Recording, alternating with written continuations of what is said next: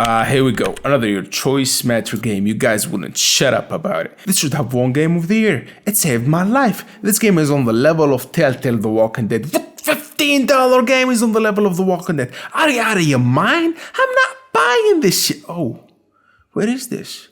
This is disgusting. This is shameful. This is... Look, I didn't buy this patch for bikinis, alright? Okay, that's not true. But that's not what this patch actually is. This is a choice-driven episodic game. And if there is one thing these games swear by, is how much control they make you feel like you have. But not really, because rather than offer you the illusion of free choice, they will take the liberty of choosing for you. And you end up on antidepressants when you realize it was always one ending and it's been 14 years and not over it yet. Damn it, Lee! Look, it's been a long time since that game, and even a longer time since episodic games actually surprised us with something new. For years, they hijacked our brains with different worlds and perspectives, from leading the robot revolution to being a detective in fairy tale New York, to giving life to TV shows. So I was genuinely asking myself, what creative concepts does this genre still have left? A superhero game.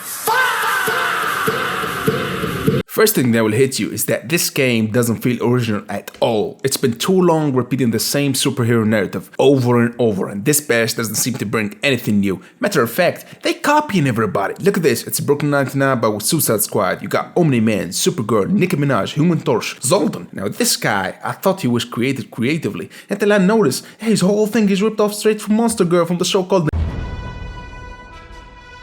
Finally, we're about to meet Shroud. What a badass name. Shroud means the cloth you wrap a dead body in. Ugh, that's a horror villain. There he is, Shroud. Deathstroke? Mecha Man. I've heard that name before. Mega Man. God damn it! You can't make this shit up! Yo, somebody gotta stop this lady. She's playing too many games, bruh. Bring it up because it was mortifying for the both of us, but I am seriously sorry about the whole spitting thing. Yeah, that's usually like a second date kind of thing with me. Now, why would this thing be selling 1 million copies in just 10 days when only 4 of its 8 episodes were out? Maybe the studio believed in themselves? No, they didn't. They thought selling this much would take years minimum. So how? How? I don't know! Well, maybe I know, because this patch does something superhero games almost never do. It's really rare to see this kind of perspective. Usually you witness Bruce Wayne turn into Batman or Peter Parker turn into Spider-Man. In this patch, you watch Mecha Man turn into Robert Robertson, and that's the turning point for the story. You are no longer Iron Man 2, you are Mr. Robot, the man who throws it all away to be a superhero that he can no longer be. No social life, no fame, no family he can fit back into, and when he was about to give up, he gets an offer to work with 911 but for superheroes. It is a surprising turn of events that keep you guessing what could be the next thing. Plus, this is not your kid-friendly type of game, okay? You got bad bitches, violence, blood, and an old black man. And that's your cue for rated R game. They really went with Tim Miller's advice on this one. Because, you know, fuck the kids, really. I have had it with polite video game characters who have no edge to them, and their bland conversations that feel like an HR meeting under supervision. Video games stopped being brave and outrageous and started focusing on making money to make more games that can transcend above the word good, if they even reach there. And coming from a dead genre, this patch had a bigger job to be something different and familiar at the same time, and to bring back people's trust. So what they did is fully create an original storyline, but not really, that is not based on any pre-existing work.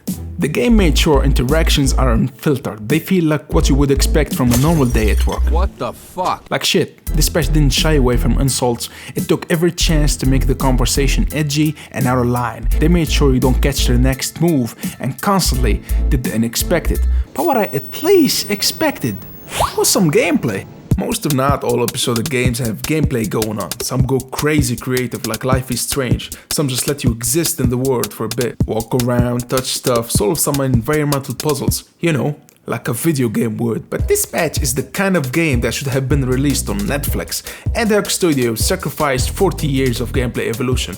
Most of what you are doing is quick time events, and most of the time they don't mean anything. You just keep waiting and nothing happens. The cutscene gameplay design is a setback to the 1980s arcade era, where you follow visual cues to play the next cutscene, which are all pre-rendered videos, hence why you don't have graphics settings. You wanna know what Dispatch is doing? Roll. Cool commercial.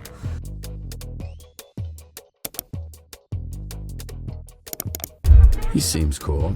And me comparing this game to arcade mechanics is actually kind of wrong, because even arcade games let you lose at some point. You can't lose in Dispatch. There is no game over. There is no real choice. If you ignore the game and don't touch it at all, the game ignores you. The story simply continues. You have been given the illusion of free choice. Congratulations. So wait, this is not a video game?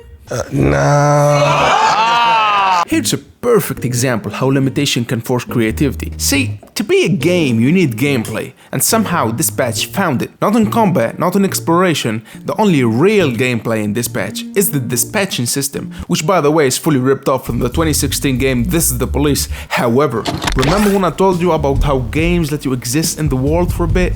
This is what I meant. You are sitting at a desk, you get alerted, heroes calling in, civilians panicking, and you are the idiot who has to decide who goes where. You are not fighting the world, you are managing it, and that's where Dispatch actually becomes a game. This system magnifies the world around you, make you think strategically about your heroes and their situations. Choices must be calculated and the results better be positive. But to be honest, the system felt like it could have gone even deeper. It was cut off short for some reason, but it was enough to make you feel like you are actually the main character, like you are sitting in Robert's chair, making calls that mess with real outcomes. The mechanics were simple and fun, they work, and the... What the fuck? An error? For what graphics? What is that? Ah. Stop! What? No. Truck star. Well, that is a surprise. Please, Elliot, put him down. Isn't it like your thing that you're fast? I can move 50 times faster than the average person. Cool, go get him. What? Despite all of its flaws, Dispatch was a breath of fresh air to take in. Every episode had me laser focused, time seemed irrelevant and I completely lost track of it. Episodes ranged from 45 to 90 minutes, yet every single time one ended my reaction was the same. Wait, this is it? Wait, this is it?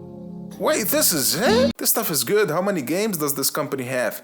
Wait, this is a success that took 7 years in development, a long time I know, but crafting characters like this, dialogue like this, it takes time and I'm okay with it. But for some games I'm not. The Wolf Among Us 2 was promised to me back in 2017 and we are still waiting. That's why Dispatch feels like a glimpse of hope to me. And maybe that games like this can still claw their way back. Dispatch isn't just giving me hope in narrative-driven games. No, it's giving me confidence in what 2026 is holding for gamers. And finally, looks like someone found the formula for what gamers needed and wanted all this time. A hot damn demon girl with superpowers, woo!